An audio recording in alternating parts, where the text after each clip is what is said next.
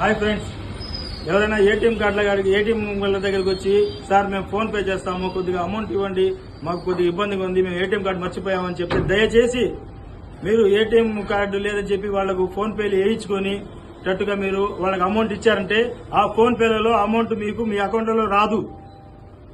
మీకు వచ్చినట్టు మీకు ఫోన్ పేలో చూపిస్తుంది, హిస్టరీలో చూపిస్తుంది.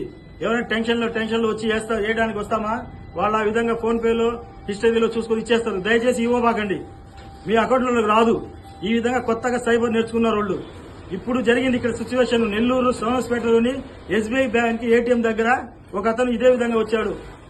నేను ఏదో అతని పాపం ఇబ్బందిగా ఉందని చెప్పి చేయండి అని 2,000 రూపాయలు అంటే 2,000 రూపాయలు నాకు హిస్టరీలో చూపించింది, ఫోన్ పేలోకి వచ్చింది, కానీ అకౌంట్లోకి రాలేదు. నేను అకౌంట్లో చూసుకోకుండా ఇచ్చి ఉంటే నేను 2,000 రూపాయలు ఈరోజు నష్టపోయేవాడిని. దయచేసి ఎవరైనా ఏటీఎంల దగ్గరకు వచ్చి సార్ మాకు అవసరం ఉంది, ఫోన్ పే చేస్తాము, అమౌంట్